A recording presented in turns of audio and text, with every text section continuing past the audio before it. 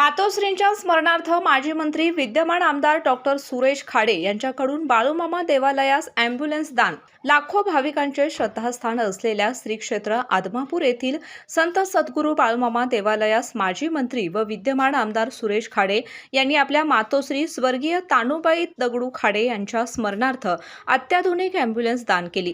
देवालय परिसरात होणारी मोठी भाविकांची गर्दी लक्षात घेऊन आपत्कालीन वैद्यकीय सेवेसाठी ही अँब्युलन्स उपलब्ध करून देण्यात आली आहे. श्री क्षेत्र आदमापूर येथे दररोज तसेच विविध धार्मिक कार्यक्रमांच्या वेळी हजारो भाविक दर्शनासाठी येत असतात.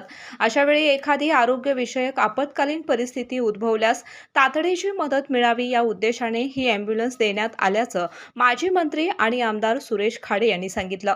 भाविकांच्या आरोग्याच्या दृष्टीने हे दान अत्यंत मोलाचे असून यामुळे आपत्कालीन वैद्यकीय सेवा अधिक सक्षम होणार असल्याची भावना भाविकांनी व्यक्त केली. देवालयात येणाऱ्या लाखो भक्तांना या सुविधेचा लाभ होणार असून देवस्थानच्या सामाजिक बांधिलकीमध्येही यामुळे भर पडणार आहे. यावेळी देवस्थानच्या वतीनं त्यांचा सत्कार करण्यात आला.